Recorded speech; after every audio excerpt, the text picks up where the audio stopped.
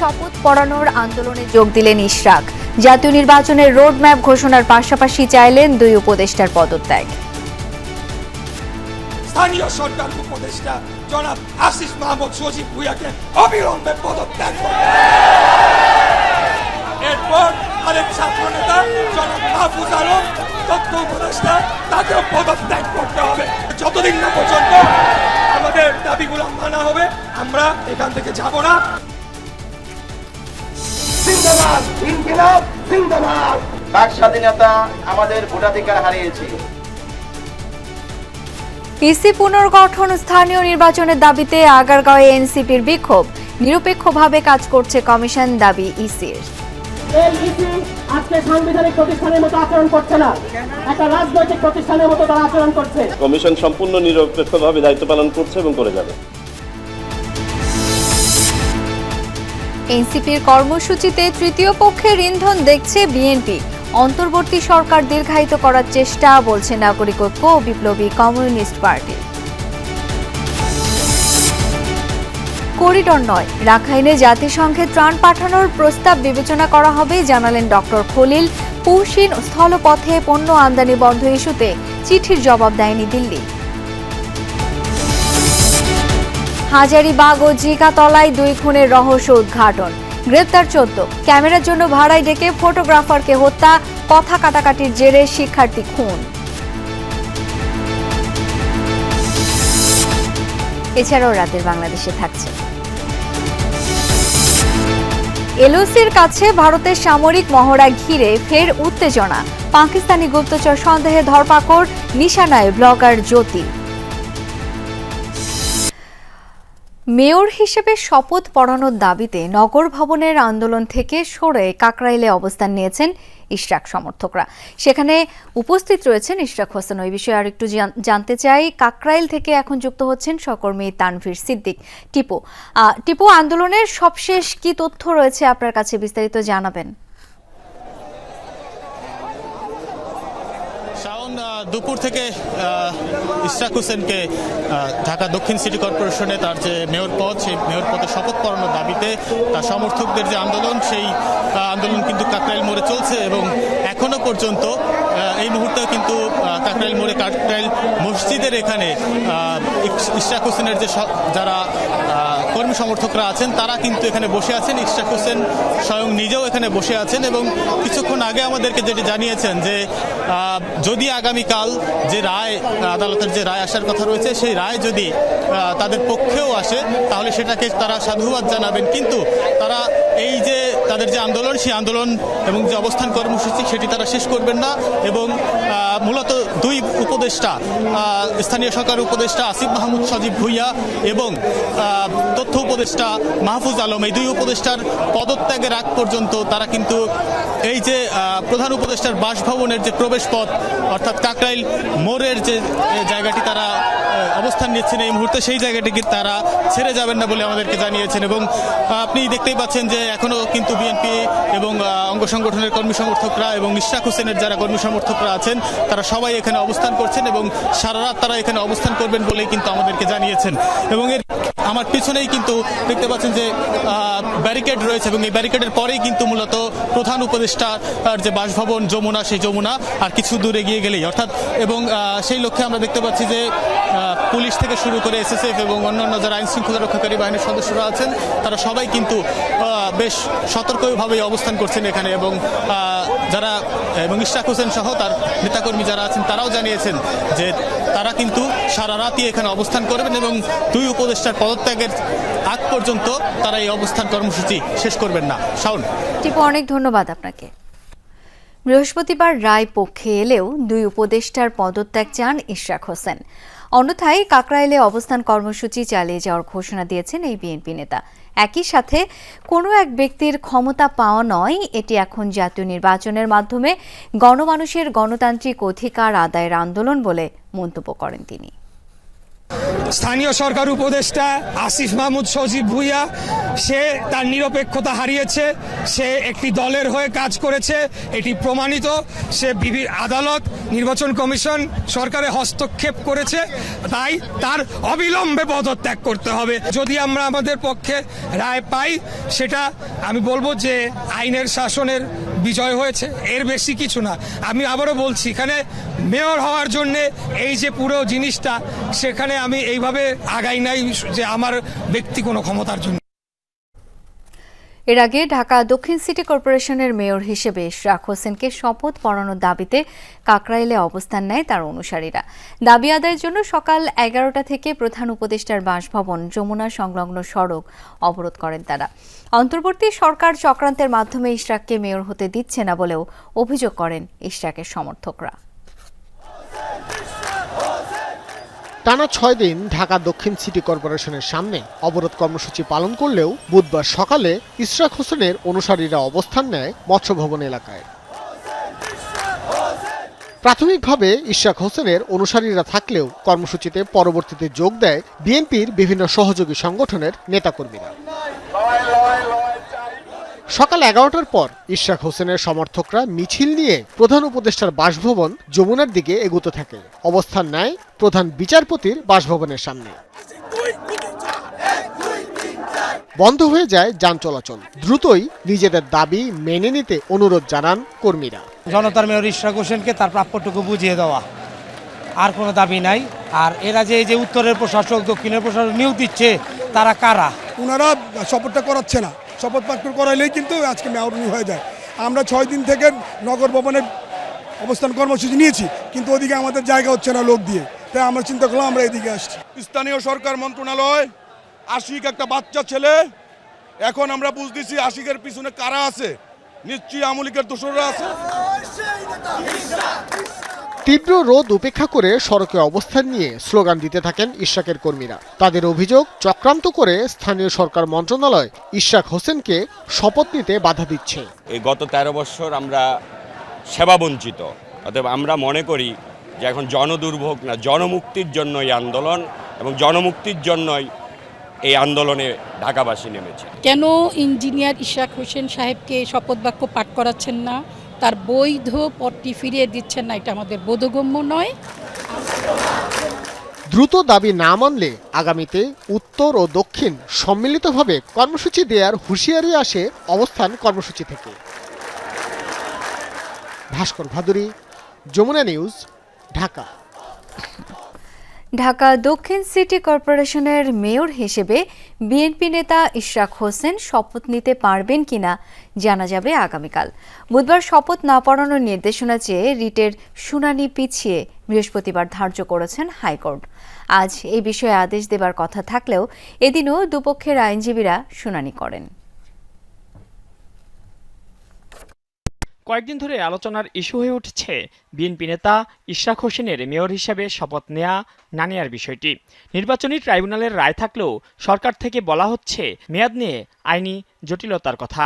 এরই মধ্যে ইশরাক হোসেনকে শপথ না পড়াতে হাইকোর্টে রিট করলে বিষয়টি জটিল হয়ে ওঠে।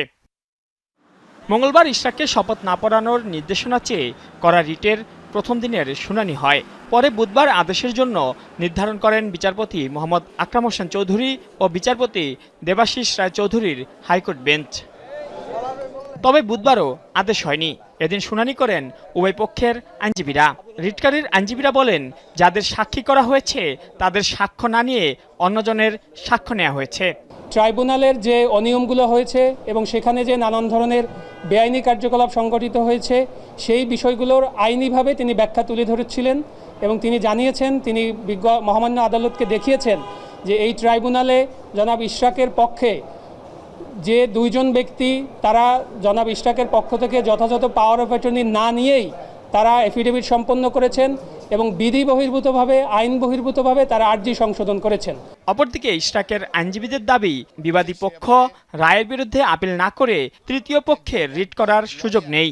তারা বলেন, এই রিট রাজনৈতিক উদ্দেশ্যমূলক। এখানে সে কোনো ক্ষতিগ্রস্ত মানুষ নয়, ক্ষতিগ্রস্ত একটা লোক হইতে পারে, সেটা হলো ব্যারিস্টার সদ্য তাপস। উনি এসে করতে পারে, উনি আসেন নাই। এরা ছদ্মবেশে তাপসের মামলাটা করছে। হাজার মানুষের রক্তের বিনিময়ে 5ই আগস্টের পরে দেশের মানুষ আর দেখতে চায় না মহামান্য সুপ্রিম কোর্টকে আবার কোনো পলিটিক্যাল ম্যাটারে ইনভলভ করে কোনো ব্যক্তি বা কোনো গোষ্ঠীর কোনো স্বার্থ উদ্ধার হোক। এর আগে গত 27 মার্চ ঢাকা দক্ষিণ সিটি কর্পোরেশনের 2020 সালের নির্বাচনে ফজলে নূর তাপসকে বিজয়ী ঘোষণার ফল বাতিল করে বিএনপি নেতা ইশরাককে মেয়র ঘোষণা করেন আদালত। 27 এপ্রিল ইশরাক হোসেনকে মেয়র ঘোষণা করে গেজেট প্রকাশ করে নির্বাচন কমিশন। মাইনুল মারুফ, যমুনা নিউজ, ঢাকা। ইসি গঠনের 6 মাস পর নির্বাচন কমিশন ভবনের সামনে এনসিপি নেতাকর্মীদের অবস্থান কর্মসূচির পেছনে তৃতীয় পক্ষের ইন্ধন দেখছেন বিএনপি সহ কয়েকটি রাজনৈতিক দল। বিএনপি নেতা জয়নুল আবদিন ফারুক বলেন, সংসদ নির্বাচনকে পিছিয়ে দিতে একটি পক্ষ পরিকল্পিতভাবে ষড়যন্ত্রে নেমেছে। আলাদা অনুষ্ঠানে বিপ্লবী ওয়ার্কার্স পার্টির সাইফুল হক বলেন, সরকার দীর্ঘস্থায়ী হলে যারা রাজনৈতিক ও আর্থিক সুবিধা পাবে তারাই ইসি পুনর্গঠনের দাবি তুলেছেন। আর মাহমুদুর রহমান মান্না বলেন, এই সরকারকে এখন আর পুরোপুরি সমর্থন করা যাবে না। জাতীয় সংসদ নির্বাচন বানচালের ষড়যন্ত্র শীর্ষক এই আলোচনা সভার আয়োজন করা হয় জাতীয় প্রেস ক্লাবে, যেখানে বক্তারা মানুষের ভোটের অধিকার বাস্তবায়ন নিয়ে সংশয় প্রকাশ করেন। বলেন, নাসিরউদ্দিন কমিশনের অধীনে এখনও কোনো নির্বাচন না হলেও কমিশনের বিরুদ্ধে বিক্ষোভ সংসদ নির্বাচন পিছিয়ে দেওয়ার দীর্ঘমেয়াদী ষড়যন্ত্রের অংশ। যারা ষড়যন্ত্র করেছে তারা পরাজিত হয়েছে। অনুষ্ঠানে বিএনপি চেয়ারপারসন উপদেষ্টা জয়নুল আবদিন ফারুক বলেন, আন্দোলনকারীরা আওয়ামী লীগ বিরোধী মনোভাব দেখালেও তলে তলে ভিন্ন গোষ্ঠীর এজেন্ডা বাস্তবায়নে নেমেছে। কোন প্রেতাত্মার সহযোগিতায় নির্বাচন কমিশনের সামনে বিক্ষোভ করতে যাচ্ছেন? বিভিন্ন নাটক মঞ্চস্থ করে জনগণের প্রতিনিধি নির্বাচিত করব, সেই পথ থেকে বিচ্যুত হবার একটা পরিকল্পনা বলে আমি মনে করি। জাতীয় প্রেস ক্লাবে আলাদা অনুষ্ঠানে বিএনপি স্থায়ী কমিটির সদস্য আব্দুল মঈন খান সরকারকে জনবিরোধী কোনো সিদ্ধান্ত না নেয়ার আহ্বান জানান। আজকে যাকে মাথায় তুলে না নৃত্য করবে, আগামীকাল হয়তো তাকে পায়ের তলায় পিষতে যাবে। এটাই হচ্ছে বাংলাদেশের সত্যি। এদিকে ফ্যাসিবাদ, বিপ্লব, গণঅভ্যুত্থান ও সংবিধান বিতর্ক শীর্ষক বই লিখেছেন বিপ্লবী ওয়ার্কার্স পার্টির সাধারণ সম্পাদক সাইফুল হক।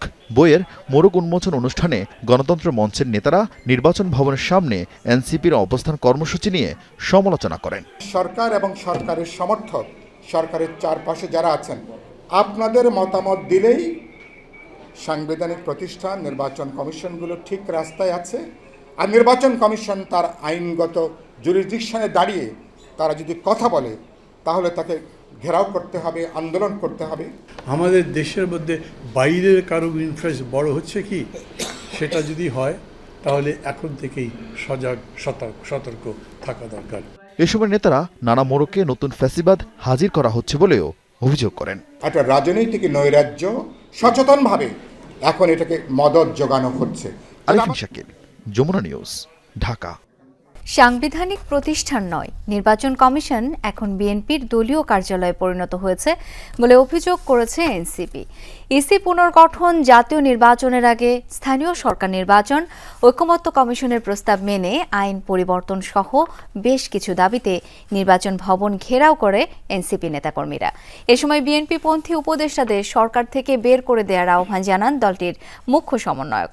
এনসিপির দাবিকে রাজনৈতিক মন্তব্য করে নির্বাচন কমিশনার আবুল ফজল মোহাম্মদ সানাউল্লাহ বলেছেন, নির্বাচন কমিশন নিরপেক্ষভাবে কাজ করছে।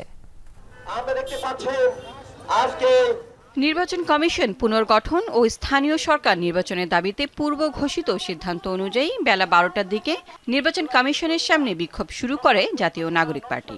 এক পর্যায়ে ইসির সামনের ব্যারিকেড ভেঙে ভেতরে ঢোকার চেষ্টা করে তারা। এনসিপি নেতাদের অভিযোগ, বর্তমান নির্বাচন কমিশন আওয়ামী লীগ সরকারের আইনে গঠিত হয়েছে। তারা যে পক্ষপাত দুষ্ট তা তাদের কর্মকাণ্ড ও বিভিন্ন সময়ের বক্তব্যে প্রমাণিত। বর্তমান কমিশনের অধীনে জাতীয় নির্বাচন হতে দেয়া হবে না বলে হুঁশিয়ারি দেন এনসিপির মুখ্য সমন্বয়ক। যদি পুনর্গঠন না হয়, বাংলাদেশে কোনো ইলেকশন জাতীয় নাগরিক পার্টি করতে দেবে না ইনশাআল্লাহ। পুনর্গঠনের পরে ইসির প্রথম টেস্ট হিসাবে, সক্ষমতার পরিচয় হিসাবে আমরা জাতীয় নাগরিক পার্টির পক্ষ থেকে স্থানীয় ইলেকশনের আয়োজন করার জন্য ইন্টারিম গভর্নমেন্টকে আহ্বান জানাচ্ছি। অভিযোগ করেন, ইসি বিএনপির দলীয় কার্যালয়ে পরিণত হয়েছে। এ সময় বিএনপি নেতাদের বক্তব্যকে জুলাইয়ের চেতনার সাথে বিশ্বাসঘাতকতা বলে আওয়ামী লীগের পরিণতির কথা স্মরণ করিয়ে দেন নাসিরউদ্দিন পাটোয়ারী। আমরা মনে করেছিলাম আপনি ইন্ডিয়াতে নিপীড়িত হয়েছেন, এখন দেখছি আপনি ইন্ডিয়াতে কোন প্রেসক্রিপশন নিয়ে বাংলাদেশের বিরুদ্ধে ষড়যন্ত্রে মেতে উঠেছে। ৩১ দফা হলো বাংলাদেশের মানুষকে আবার বোকা বানানোর একটি প্রতারণা করার দফা। ঐক্যমত কমিশনে যেই সকল সুপারিশমালা দেওয়া হয়েছে সেগুলো যদি মান্য না করে তাহলে আমরা উপদেষ্টার মধ্যে যারা বিএনপির মুখপাত্র হিসেবে কাজ করছে তাদেরকে পদত্যাগ করাতে বাধ্য হবে। আইনে ইসি গঠিত হয়েছে সংস্কার প্রস্তাবগুলোকে কোনো রকম আমলে না নিয়ে।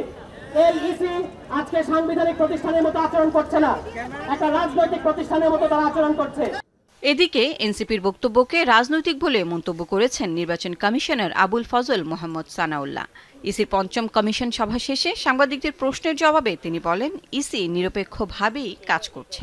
সিকোয়েন্সিং অফ ইলেকশন কোনটা আগে হবে পরে হবে এটা তো নির্বাচন কমিশনের হাতে না। এই পরিবর্তিত পরিস্থিতিতে সরকারই সিদ্ধান্ত নেবেন কোন নির্বাচন আগে হবে পরে হবে। নির্বাচন কমিশনের দায়িত্ব হচ্ছে নির্বাচন অনুষ্ঠান করা। আমরা কোনো রাজনৈতিক বক্তব্যের আমি কোনো মন্তব্য করতে চাই না। আমরা কমিশন সম্পূর্ণ নিরপেক্ষভাবে দায়িত্ব পালন করছে এবং করে যাবে। জানান, ঢাকা দক্ষিণ সিটি কর্পোরেশনের মেয়র হিসেবে ইশরাকের গেজেটের বিষয়ে নির্বাচনী ট্রাইব্যুনালে পক্ষভুক্ত হওয়ার সুযোগ নেই ইসির। আমাদের পক্ষভুক্ত হওয়া বা ইয়ে করার এই আইন আমাদেরকে সুযোগ দেয় না। লাভলি বিথি, যমুনা নিউজ, ঢাকা। মানবিক করিডোর নিয়ে কারো সঙ্গে কোনো আলোচনা হয়নি, হবেও না। তবে রাখাইন রাজ্যে বাংলাদেশ হয়ে জাতিসংঘের ত্রাণ সহায়তা দেওয়ার প্রস্তাব বিবেচনা করা হচ্ছে, একথা জানিয়েছেন নিরাপত্তা উপদেষ্টা ডক্টর খলিলুর রহমান। জানান, করিডোর ইস্যুতে আমেরিকা ও চীনের কোনো চাপ নেই, এমনকি করিডোর ইস্যুতে সেনাবাহিনী ও পররাষ্ট্র মন্ত্রণালয়ের সাথে কোনো সমন্বয়হীনতা নেই। ফরেন সার্ভিস একাডেমিতে এক জরুরি ব্রিফিংয়ে তিনি আরও জানান, ৩০ সেপ্টেম্বর জাতিসংঘের রোহিঙ্গা সম্মেলন অনুষ্ঠিত হবে। বাংলাদেশ ছাড়া অন্য কোনো দেশের জাতীয়তা নেই বলেও জানান ডক্টর খলিলুর রহমান। রাখাইন রাজ্যের জাতিসংঘের ত্রাণ সহায়তা দিতে বাংলাদেশের উপর দিয়ে মানবিক করিডোর হচ্ছে, এমন তথ্যে দেশের রাজনীতি, সামরিক ও সাধারণ মানুষের মধ্যে প্রতিক্রিয়া তৈরি হয়। এই পরিস্থিতিতে জরুরি ব্রিফিং করেন নিরাপত্তা উপদেষ্টা ও রোহিঙ্গা বিষয়ক high representative doctor Khalilur Rahman. জানান, করিডোর দেয়া হচ্ছে না। জাতিসংঘ নিরাপত্তা পরিষদে করিডোর বিষয়ক কোনো সিদ্ধান্ত হলে তখন বিবেচনা করবে বাংলাদেশ। জাতিসংঘকে জিজ্ঞেস করেন, জাতিসংঘের সমস্ত রাষ্ট্রদের জিজ্ঞেস করেন, আমরা করিডোর নিয়ে কারোর সঙ্গে কোনো ধরনের কথা বলি নাই এবং আমরা বলবো না। আরাকানের যে অবস্থা তাতে করিডোরের কোনো প্রয়োজন নাই। যে প্রয়োজনীয়তা আছে সেটা হচ্ছে সেখানে ত্রাণ সম্ভার পৌঁছে দেওয়া, এবং আমাদের ধারণা এই কাজটি করতে পারলে সেইখানকার পরিস্থিতি কিছুটা স্টেবল হবে এবং আমরা সেই অবস্থাতে রোহিঙ্গাদের প্রত্যাবাসন নিয়ে আলোচনা করতে পারব। রোহিঙ্গা সংকট সমাধানে ৩০ সেপ্টেম্বর জাতিসংঘের রোহিঙ্গা বিষয়ক সম্মেলন হবে। ডক্টর খলিলুর রহমান জানান, ১০৬টি দেশ এর কো-স্পন্সর। আরাকানের পরিস্থিতি খারাপ হওয়াতে রোহিঙ্গা প্রত্যাবাসনের সম্ভাবনা এই মুহূর্তে নেই। একটি জাতিগোষ্ঠীকে নিয়ে একটি পরিপূর্ণ জাতিসংঘের সম্মেলন আয়োজন করা একটা অত্যন্ত বিরল উদাহরণ। সেই কাজটি আমরা সম্পন্ন করতে পেরেছি। আগামী ৩০শে সেপ্টেম্বর জাতিসংঘ সচিবালয়ে এই সম্মেলনটি অনুষ্ঠিত হবে।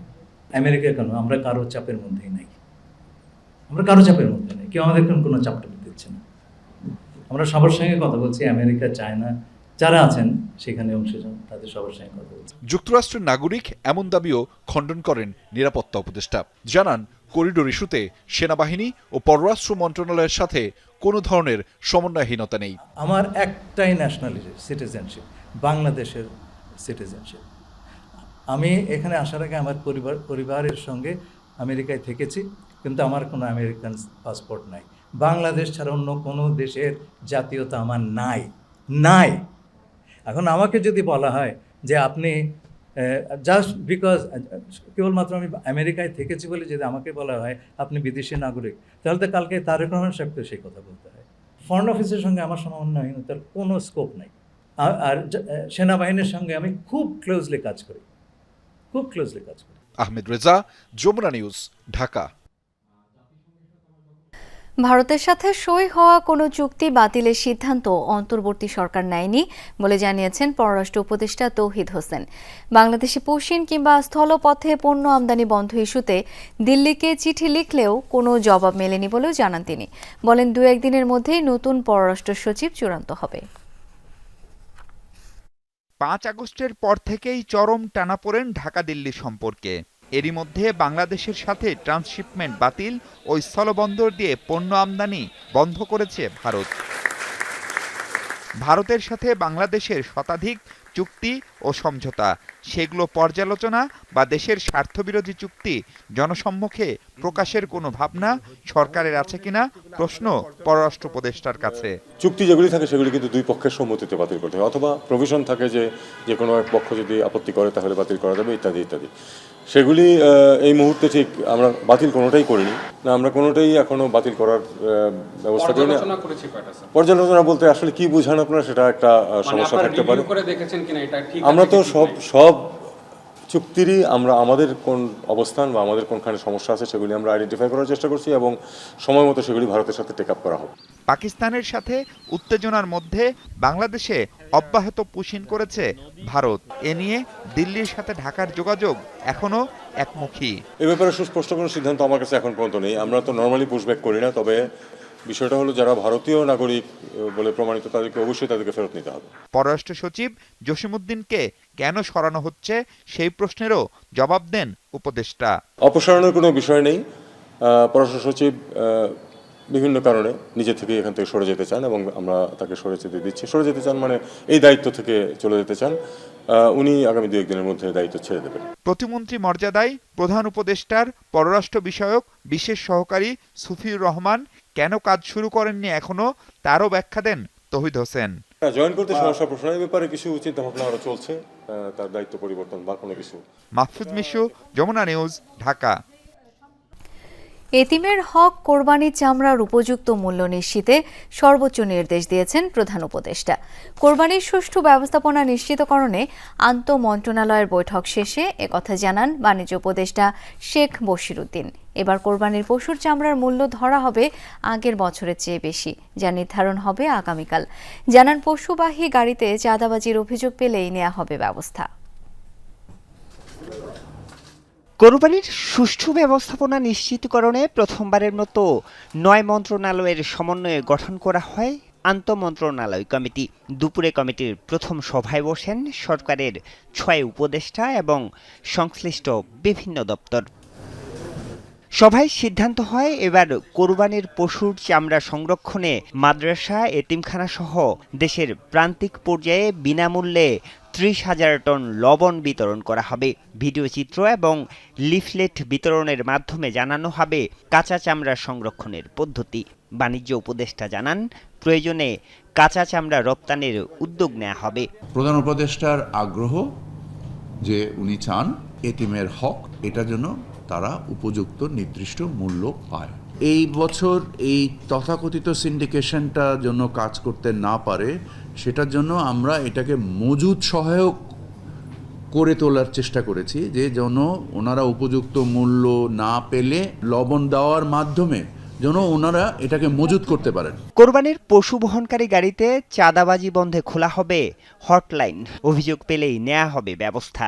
কেন্দ্রীয়ভাবে একটা মনিটরিং এর ব্যবস্থা থাকবে, যেখানে একটা সেল গঠন করা থাকবে, একটা হটলাইন থাকবে, যেখানে যে কেউ কোনো যদি চাঁদাবাজির সম্মুখীন হয় কোনো অবস্থাতেই তিনি যেন চাঁদা না দেন। নৌপথে ঈদযাত্রা নির্বিঘ্ন করতে ঈদের আগে পরে মিলিয়ে 10 দিন বালুবাহী বাল্কহেড চলাচল বন্ধ রাখার সিদ্ধান্ত নিয়েছে নৌ পরিবহন মন্ত্রণালয়। বন্ধ থাকবে স্পিডবোট চলাচলও। বালিকারি করে সেগুলোকে 3 দিন আগের থেকে ঈদের পরে 7 দিন ইনক্লুডিং ঈদ এটা চলাচল করবে না, টোটালি বন্ধ। এবং বাইরের ডিস্ট্রিক্টের ডিসি সাহেবদের বলা হয়েছে যে যেখানে নৌপথ দ্বারা প্রভাবিত সেসব জায়গার জন্য ম্যাজিস্ট্রেট রাখেন, এই ইনস্ট্রাকশনগুলো যাতে মানা হয় সেগুলো। এদিকে ঈদের আগে উত্তরবঙ্গের রৌমারী থেকে চিলমারী পর্যন্ত নতুন নৌ রুট চালু করেছে বিআইডব্লিউটিএ, যা সংযুক্ত করবে জামালপুরকেও। এতে এ রুটে যাতায়াতকারীদের পথ কমবে 100 কিলোমিটার। ঈদ উপলক্ষে আনুষ্ঠানিকভাবে ফেরি সার্ভিস চালু হবে, এখন ট্রায়াল রান চলতেছে। আরিফুর রহমান সবুজ, যমুনা নিউজ, ঢাকা। গাজীপুরে জাতীয় বিশ্ববিদ্যালয়ের উপাচার্যের উপর হামলার ঘটনা ঘটেছে। দুপুরে বোর্ড বাজারে জাতীয় বিশ্ববিদ্যালয়ের প্রশাসনিক ভবন গেটে এই হামলা হয়। বিশ্ববিদ্যালয়ের জনসংযোগ দপ্তরের ভারপ্রাপ্ত পরিচালক মোস্তাফিজুর রহমান জানান, উপাচার্য ডক্টর এএসএম আমানুল্লাহ গাড়ি থেকে নামার সময় অটো পাসের দাবিতে আন্দোলনরত স্নাতক 2022-এর পরীক্ষার্থীদের একাংশ তাকে ঘেরাও করে। এ সময় বিক্ষুব্ধ কয়েকজন তার উপর হামলা চালায়। তিনি বলেন, স্নাতক কোর্সের শিক্ষার্থীরা অটো পাসের দাবিতে কয়েক মাস আগেও আন্দোলন করে। বিশ্ববিদ্যালয় প্রশাসন অটো পাস না দিয়ে পরীক্ষা নেয়। গ্রেসমার্ক ও পুনর্মূল্যায়নের পরও কিছু অকৃতকার্য শিক্ষার্থী আবারও অটো পাসের দাবিতে হঠাৎ এই হামলা চালায়। দেশের সব শিক্ষা প্রতিষ্ঠানের প্রাত্যহিক সমাবেশের শপথ বাক্য পাঠ থেকে মুক্তিযুদ্ধ, শেখ মুজিবুর রহমান, শহীদদের রক্ত বৃথা যেতে না দেওয়ার প্রত্যয় ও অসাম্প্রদায়িক চেতনার অংশগুলো বাদ দেওয়া হয়েছে। সেখানে যুক্ত হয়েছে অন্যায় ও দুর্নীতি করব না এবং অন্যায় ও দুর্নীতিকে প্রশ্রয় দিব না বাক্য দুটি। সাম্যের বাংলাদেশ প্রতিষ্ঠার লক্ষ্যে শিক্ষার্থীদের মাঝে দেশপ্রেমকে উদ্বুদ্ধ করতে এই শপথ দেশের সকল শিক্ষা প্রতিষ্ঠানে প্রাত্যহিক সমাবেশে যুক্ত করার অনুরোধ করেছে শিক্ষা মন্ত্রণালয়। বুধবার এই সংক্রান্ত একটি প্রজ্ঞাপন জারি করা হয়েছে। মোবাইল ফোন দিয়ে টিকটকের ভিডিও ভালো হয় না, তাই বড় ক্যামেরা লাগবে। এজন্য এক ফটোগ্রাফারকে ভাড়া করে ডেকে হত্যা করল এক কিশোর গ্যাং। ঘটনাটি রাজধানীর হাজারীবাগে। ঘটনায় কিশোর গ্যাংয়ের 10 জনকেই গ্রেপ্তার করেছে পুলিশ। হাজারীবাগের জাফরাবাদে যখন ফটোগ্রাফার খুন হন, একই সময় পাশের এলাকা জিগাতলায় আরেকটি গ্রুপ খুন করে বিশ্ববিদ্যালয় শিক্ষার্থী আলভিকে। সেই ঘটনাতেও মূল অভিযুক্ত পলাতক হলেও 4 সহযোগীকে গ্রেপ্তার করেছে পুলিশ। কিশোর গ্যাংয়ের হাত থেকে রক্ষায় দৌড়ে পালানোর চেষ্টা করছেন ফটোগ্রাফার নুরুল ইসলাম। শেষ পর্যন্ত রেহাই মেলেনি। ধারালো অস্ত্রের আঘাতে প্রাণ যায় তার। 16 মের ঘটনায় নুরুলের কাছে থাকা 2টি ডিএসএলআর ক্যামেরা নিয়ে পালিয়ে যায় ঘাতকরা। 5 দিনের মাথায় খুনে অংশ নেয়া 21 জনকে গ্রেফতার করে হাজারীবাগ থানা পুলিশ। উদ্ধার করা হয় নুরুলের সেই 2টি ক্যামেরা। হত্যার রহস্য উন্মোচন করে চাঞ্চল্যকর তথ্য জানিয়েছে পুলিশ। এরা টিকটক করে বেড়ায়। এখন ওরা মোবাইল দিয়ে টিকটক করলে সেই মোবাইলে রেজুলেশন ভালো থাকে না, বা ভিডিওগুলো এত পরিষ্কার থাকে না, বা ওগুলো কাটতেই হয় না, এরকম একটা চিন্তা ভাবনা থেকে তারা মনে করে যে তাদের জন্য একটা ভালো ক্যামেরা দরকার। পূর্ব প্ল্যান বা পরিকল্পনা অনুযায়ী কিন্তু যে নাইম সহ তার যে সাথে 8-10 জন ছিল, সবাই কিন্তু যে তার কাছ থেকে প্রথমে নেওয়ার চেষ্টা করে, যখন হয়তো বা সে দিতে চায় না, এর মধ্যে ইমন তো চলে গেছে, তখনই কিন্তু তাকে যে একের পর এক উপর্যুপরি ছুরিকাঘাত করা হয়। হাজারীবাগের জাফরাবাদে যখন নুরুল খুন হন, ঠিক তখন পূর্বশত্রুতার জেরে পাশের এলাকা জিগাতলায় খুন হন ডক্টর মালেকা বিশ্ববিদ্যালয়ের শিক্ষার্থী সামিউর রহমান খান আলভি। হাজারীবাগ থানা পুলিশ ওই মামলায় সব আসামি শনাক্ত করে 4 জনকে গ্রেফতার করেছে। 15 তারিখে সন্ধ্যায় ওদের মধ্যে ঝামেলা হলো, যে এই ঝামেলাকে কেন্দ্র করে এই যে ভিকটিম আলভির সাথে যে ছিল আশরাফ আর দৃশ্য, এরা কিন্তু ওই যে এই ঘটনার যে আসামি পক্ষের মূল আসামি যে হাসান, যাকে আমরা এখনো ধরতে পারি নাই, হাসানকে চরথাপ্পড় মারে। হাসান এবং ওর সাথে যারা ছিল এদের অনেক বড় গ্রুপ, এরা এদের হচ্ছে ইগোতে লাগছে। এদিকে ধানমন্ডি এলাকায় মব সৃষ্টিকে কেন্দ্র করে বৈষম্য বিরোধী আন্দোলনের নেতাদের আটক নিয়ে এই কর্মকর্তা জানান, পুলিশ সদর দপ্তরের কড়া নির্দেশ, কোনো জায়গায় মব সৃষ্টি করা যাবে না, করলেই তাকে আটক করা হবে। যেন মব সৃষ্টি করে কোনো কিছু করা না হয়, এটার ক্ষেত্রে পুলিশের অবস্থান একেবারে কালকে যে সেই পরশুদিন যেটা দেখেছেন, সেম অবস্থানটা আমাদের এখন থেকে দেখতে পাবেন। মনিরুল ইসলাম, যমুনা নিউজ, ঢাকা। অতীতে যে কোনো সময়ের তুলনায় বর্তমানে সেনা, নৌ ও বিমান বাহিনীর সম্পর্ক অত্যন্ত সুদৃঢ়। বিদ্যমান সম্পর্ককে ধরে রেখে দেশের যে কোনো ক্রান্তিকাল 3 বাহিনী মোকাবিলা করবে বলে জানিয়েছেন নৌবাহিনী প্রধান অ্যাডমিরাল এম নাজমুল হাসান। 2025 সালের গ্রীষ্মকালীন রাষ্ট্রপতি কুচকাওয়াজে কথা বলেন তিনি। অনুষ্ঠানে বিভিন্ন অফিসারদের সম্মানসূচক পদক তুলে দেওয়া হয়। পাখির মতো আকাশে ভেসে বেড়াচ্ছে বাংলাদেশ বিমান বাহিনীর চৌকস প্যারাট্রুপার। এর পরপরই শ্বাসরুদ্ধকর প্যারাড্রপিং। জাতীয় পতাকার রঙে বিমান থেকে লাল সবুজ ধোঁয়া ছড়ানো হয়। আকাশে যুদ্ধ বিমানের রণকৌশল প্রদর্শন করেন চৌকস বিমান সেনারা। শত্রুপক্ষের বিমানকে ধোঁকা দেয়া আর প্রতিপক্ষকে ঘায়েলের নানা পদ্ধতি মুগ্ধ করে সবাইকে। রাষ্ট্রপতি কুচকাওয়াজ উপলক্ষে ভোর থেকেই প্রস্তুত যশোর বিমান বাহিনী একাডেমি। সকাল 9টার দিকে প্যারেড গ্রাউন্ডে উপস্থিত হন প্রধান অতিথি বাংলাদেশ নৌবাহিনীর প্রধান অ্যাডমিরাল এম নাজমুল হাসান। অনুষ্ঠানস্থল ঘুরে দেখেন তিনি। এরপর চ্যাম্পিয়ন স্কোয়াড্রনের হাতে সম্মানসূচক পতাকা তুলে দেন নৌবাহিনী প্রধান। পালন করেন অন্যান্য আনুষ্ঠানিকতা। রাষ্ট্রপতি কুচকাওয়াজে বিমান বাহিনীর সদস্যরা কমিশনপ্রাপ্ত হয়ে থাকেন, আর এই কমিশনপ্রাপ্ত হওয়ার স্মৃতি প্রত্যেক বিমান বাহিনী কর্মকর্তার নবীন মনে অমলিন হয়ে থাকে। বাংলার আকাশ মুক্ত রাখার যে প্রত্যয়, সে প্রত্যয় আর সাথে দেশপ্রেমের জাগ্রত চেতনা নিয়ে বাংলাদেশ বিমান বাহিনীকে উৎকর্ষের শিখরে নিয়ে যাওয়ার দৃঢ় প্রত্যয় ব্যক্ত করলেন প্রত্যেক নবীন কর্মকর্তা। প্রধান অতিথি তার বক্তব্যে বিমান বাহিনীর নবীন কর্মকর্তাদের ব্যক্তিগত স্বার্থ ও অর্জনের চেয়ে দেশের স্বার্থকে বড় করে দেখার আহ্বান জানান। অতীতের যে কোনো সময়ের তুলনায় বর্তমানে সেনা, নৌ ও বিমান বাহিনীর মধ্যকার স্পিরিট অফ জয়েন্টনেস এবং পারস্পরিক সুসম্পর্ক অত্যন্ত সুদৃঢ়। বর্তমানে সশস্ত্র বাহিনীর মাঝে বিদ্যমান এই সুসম্পর্ক বজায় রেখে আগামী দিনের যে কোনো চ্যালেঞ্জ মোকাবেলায় সেনা, নৌ ও বিমান বাহিনীকে আরও আধুনিক এবং সক্ষম বাহিনী হিসেবে গড়ে তুলতে আমরা বদ্ধপরিকর। এ সময় ৮৬তম বাফা কোর্সের প্রশিক্ষণার্থী গ্র্যাজুয়েটিং অফিসারদের মাঝে পদক ও ফ্লাইং ব্যাজ বিতরণ করেন নৌবাহিনী প্রধান। পরে কমিশনপ্রাপ্ত কর্মকর্তারা পরিবারের সাথে ফটো সেশনে অংশ নেন। তানফির মৌসুম, যমুনা নিউজ, যশোর। বন্যা, জলোচ্ছ্বাস ও ঘূর্ণিঝড় কবলিতদের উদ্ধারে কক্সবাজারে ফায়ার সার্ভিসের 4 দিনব্যাপী প্রশিক্ষণ কার্যক্রম শেষ হয়েছে। সকালে সৈকতের প্যারাসেলিং পয়েন্টে এই কার্যক্রম সম্পন্ন হয়। আমেরিকান এম্বাসির সহযোগিতায় মার্কিন সেনা ও বিমান বাহিনী এবং বাংলাদেশ ফায়ার সার্ভিসের কর্মচারীরা এই প্রশিক্ষণ দেন। ফায়ার সার্ভিস কর্মকর্তারা জানান, মূলত বন্যা ও ঘূর্ণিঝড়ে আটকে থাকা পানিতে ভেসে যাওয়া থেকে উদ্ধার সহ নানা বিষয়ে প্রশিক্ষণ দেওয়া হয়। পরে প্রশিক্ষণ প্রাপ্তদের মাঝে সনদ বিতরণ করা হয়। পাকিস্তানের সাথে যুদ্ধ উত্তেজনার মধ্যেই সামরিক মহড়া চালালো ভারত। নিয়ন্ত্রণ রেখায় চালানো হয় যুদ্ধ প্রশিক্ষণ। গোলন্দাজ এবং পদাতিক বাহিনীর সমন্বয়ে চালানো হয় মহড়া। বিভিন্ন পাল্লার কামান, বিমান বিধ্বংসী অস্ত্র এবং ড্রোন নিয়ে চলে মহড়া। পাকিস্তানে অভিযান চালানো এবং পাল্টা হামলা ঠেকানোর প্রস্তুতি নিতেই এই যুদ্ধ প্রশিক্ষণের আয়োজন করা হয়।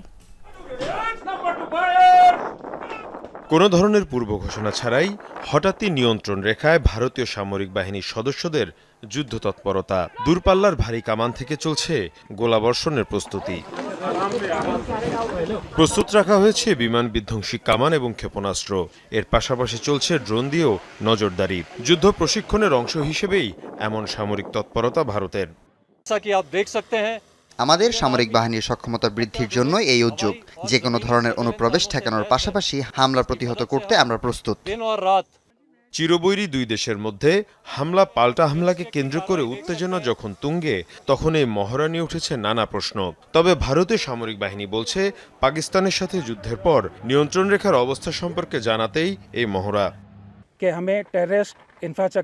অপারেশন সিন্দুর যেভাবে আমরা পরিচালনা করেছি, সে একই ধাঁচে এই মহড়া পরিচালিত হচ্ছে। লিপা এবং নীলাম ভ্যালিতে থাকা শত্রুদের বিভিন্ন লঞ্চ প্যাড লক্ষ্য করে কিভাবে অভিযান চালানো হবে, সেই মহড়াই অনুষ্ঠিত হচ্ছে। এদিকে পাকিস্তানের হয়ে গুপ্তচর বৃত্তির অভিযোগে ভারতে চলছে অভিযান। ধরপাকড়ে ব্লগার জ্যোতি মালহোত্রার পর আটক করা হয়েছে আরও 10 জনকে। নিরাপত্তা বাহিনীর অভিযোগ, আটককৃতদের সাথে পাকিস্তানি গোয়েন্দা সংস্থার যোগাযোগ ছিল। মীর মুশফিকা হাসান, যমুনা নিউজ। ভারতের ছত্তিশগড়ের নিরাপত্তা বাহিনীর সাথে বন্দুকযুদ্ধে কমপক্ষে 26 মাওবাদী নিহত হয়েছে। প্রশাসন জানায়, গত 50 ঘণ্টা ধরে রাজ্যের নারায়ণপুর বিজাপুর সীমান্তে এই বন্দুকযুদ্ধ চলছে। গোয়েন্দা তথ্যের ভিত্তিতে 4 জেলার রিজার্ভ গার্ডের জওয়ানরা 2 দিন আগে এলাকাতে অভিযান শুরু করে, যা এখনো চলছে। নিরাপত্তা বাহিনীর দাবি, নিহতের তালিকায় আছে বেশ কয়েকজন সিনিয়র মাওবাদী নেতা।